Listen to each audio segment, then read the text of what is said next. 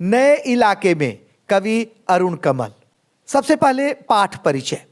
आत्मकथात्मक शैली में लिखी इस कविता के प्रमुख पात्र कवि स्वयं हैं, जो नित्य अपने घर के पास होने वाले परिवर्तनों को देखकर घर का रास्ता भूल जाते हैं। कवि सही रास्ते की पहचान हेतु निर्धारित निशानों को तलाशता रह जाता है तथा भटक जाता है। कवि को प्रतीत होता है कि अब उसे हर दरवाजे पर दस्तक देनी पड़ेगी या फिर शायद कोई उसे आवाज दे दे। नए इलाके में सबसे पहले इस कविता का पाठ करते हैं।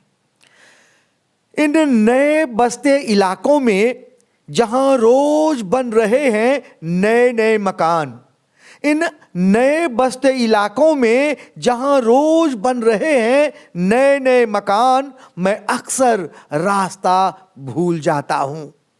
धोखा दे जाते हैं पुराने निशान, खोजता हूं ताकता पीपल का पेड़, खोजता हूं ढहा हुआ घर और जमीन का खाली टुकड़ा जहां से बाएं मुड़ना था मुझे। खोजता हूं ढहा हुआ घर और जमीन का खाली टुकड़ा जहां से बाएं मुड़ना था मुझे। फिर 2 मकान बाद बिना रंग वाले लोहे के फाटक का घर था एक मंजिला, और मैं हर बार एक घर पीछे चल देता हूं और मैं हर बार एक घर पीछे चल देता हूं या 2 घर आगे ठकमकाता हूं। यहां रोज कुछ बन रहा है, रोज कुछ घट रहा है। यहां स्मृति का भरोसा नहीं, एक ही दिन में पुरानी पड़ जाती है दुनिया। जैसे वसंत का गया पतझड़ को लौटा हूं, जैसे बैसाख का गया भादौ को लौटा हूं। अब यही है उपाय कि हर दरवाजा खटखटाओ और पूछो। अब यही है उपाय कि हर दरवाजा खटखटाओ और पूछो, क्या यही है वो घर? समय बहुत कम है तुम्हारे पास। आ चला पानी, ढहा आ रहा आकाश, शायद शायद पुकार ले कोई, पहचाना ऊपर से देखकर, पहचाना ऊपर से देखकर। इस कविता पाठ के बाद इन नए बसते इलाकों में जहां रोज बन रहे हैं नए नए मकान, मैं अक्सर रास्ता भूल जाता हूं। धोखा दे जाते हैं पुराने निशान, खोजता हूं ताकता पीपल का पेड़, खोजता हूं ढहा हुआ घर और जमीन का खाली टुकड़ा जहां से बाएं मुड़ना था मुझे। फिर 2 मकान बाद बिना रंग वाले लोहे के फाटक का घर था एक मंजिला, और मैं हर बार एक घर पीछे चल देता हूं या 2 घर आगे ठकमकाता हूं। क्या है इस काव्यांश में? कवि ने नित्य नवीन निर्माण, नए निर्माण के कारण उत्पन्न पहचान की संकट को व्यक्त किया है।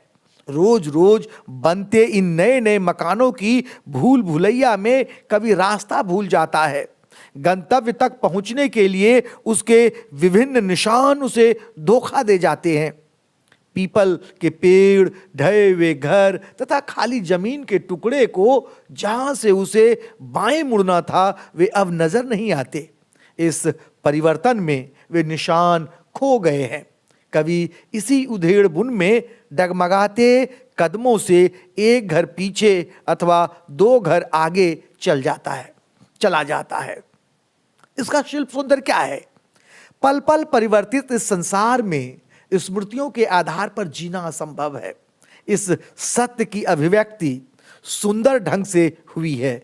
खड़ी बोली का प्रयोग है, भाषा सरल, स्वाभाविक व रोचक है। वर्णनात्मक शैली का प्रयोग किया गया है। अगला चलते हैं, क्या करें? यहां रोज कुछ बन रहा है, रोज कुछ घट रहा है। यहां स्मृति का भरोसा नहीं, एक ही दिन में पुरानी पड़ जाती है दुनिया। जैसे वसंत का गया पतझड़ को लौटा हूं, जैसे बैसाख का गया भादौ को लौटा हूं। अब यही है उपाय कि हर दरवाजा खटखटाओ और पूछो कि क्या यही है वो घर? समय बहुत कम है तुम्हारे पास।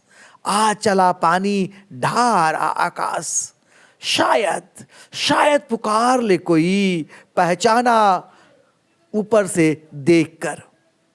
कवि को प्रतिदिन परिवर्तन का आभास होता है। यहाँ कुछ न कुछ नया निर्माण होता रहता है। रोज नई घटनाएं घटती हैं, पुरानी स्मृतियां मिटती जाती हैं। कवि को ऐसा लगता है कि वह वसंत का गया पतझड़ को लौटा है, जैसे बैसाख का गया भादों को लौटा है। अर्थात एक दिन में ही दुनिया पुरानी पड़ जाती है। अब तो कवि के पास एक ही उपाय शेष रह गया है कि हर दरवाजे को खटखटाकर यह पूछे कि क्या यही वह घर है जिसकी उन्हें तलाश है।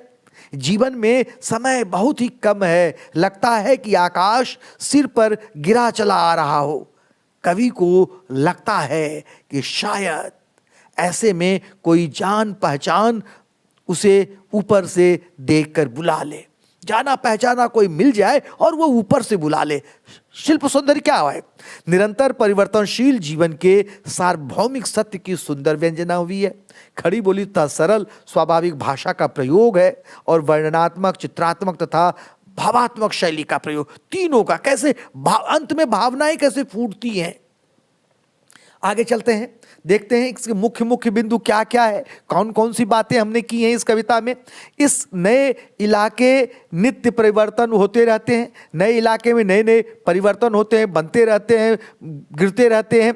पुराने चिन्हों में पीपल का पेड़, जमीन का खाली टुकड़ा, बिना रंग वाला लोहे का फाटक इत्यादि है जो धोखा दे जाते हैं और ढूंढने पर भी नहीं मिलते। कभी चलते हुए कभी एक घर आगे तो कभी एक घर पीछे रह जाता है। स्मृति पर भरोसा नहीं किया जा सकता, पल भर का अंतराल महीनों लंबा हो जाता है। कॉम्पिटेंसी आधारित प्रश्न और उसके उत्तर। कह रहा है इस कविता में कवि ने शहरों की किस विडंबना की ओर संकेत किया है। तो उत्तर है, इस कविता में कवि ने शहरों की विडंबना को चित्रित किया है। शहरों में रोज कुछ पुराने निशान मिट रहे हैं, तो रोज कुछ इमारतें बनती जा रही हैं। केवल स्मृति पर भरोसा करके अपने घर तक पहुंचना संभव नहीं है। ऐसी भयानक विप्लवकारी स्थिति में परस्पर अवलंबन भाव से ही जीवित रहना संभव है। एक दूसरे की मदद करके, सहारा देकर ही जीवित रहना संभव है। साथ ही कवि यह भी जताना चाहते हैं कि हर दरवाजे को खटखटाकर अपनों से मिलने की चाह पूरी हो सकती है। अर्थात घर तो वही है, छत आंगन सभी वही हैं, पर घर का बाहरी रूप बदल गया है। ऐसी स्थिति में दरवाजा खटखटाकर घर अपनों को से मिलना संभव है। बदलाव का बहाव कुछ ज़्यादा ही तेज है। परिवर्तन की इस आंधी को हमें सहज भाव से स्वीकार करना चाहिए। अगला प्रश्न है, परिवर्तन मौसम के माध्यम से कवि ने क्या स्पष्ट करना चाहा है। उत्तर है कि कवि ने आते जाते मौसम के माध्यम से यह स्पष्ट किया है कि जिस प्रकार ऋतुएं अपने निर्धारित समय पर आती जाती रहती हैं और क्रमशः उनके बीच का अंतराल मिटता रहता है, ठीक उसी प्रकार परिवर्तन का बदलाव बहाव भी पल पल आगे बढ़ता जाता है। वसंत के आगमन पर गए हुए कवि जब पतझड़ के मौसम में लौटे तो बदले हुए माहौल को पहचान ही नहीं पाए। इन ऋतुओं के माध्यम से कवि ने ऋतु परिवर्तन चक्र द्वारा यह स्पष्ट किया है कि प्रकृति भी निरंतर बदलाव को सहर्ष स्वीकार कर रही है। इस प्रकार परिवर्तन एक अनिवार्य प्रक्रिया है और यह संसार का नियम है। अतः परिवर्तन को सहज भाव से स्वीकार करना चाहिए। अगला प्रश्न है कि कवि ने इस कविता में समय की कमी की ओर इशारा किया है। उत्तर है, कवि ने इस कविता में समय की कमी की ओर इशारा किया है क्योंकि परिवर्तन की परंपरा बड़ी त्वरित गति से आगे बढ़ती है। विनाश होते देर नहीं लगती कि निर्माण के साधन पहले ही कारगर तरह से जुटा लिए जाते हैं या हो जाते हैं, कारगर हो जाते हैं। कदाचित इस प्रसंग के द्वारा कवि ने जहां एक और मानव व्यवहार से दुखी विद्रोही प्रकृति का रूप प्रस्तुत किया है, वहीं दूसरी ओर मनुष्य की सृजनात्मक शक्ति की भी भरपूर प्रशंसा की है। उसके क्रिएटिव जो हैं शक्तियां हैं उसकी प्रशंसा की है। तो मैं यहीं पर वाणी को विराम देता हूं।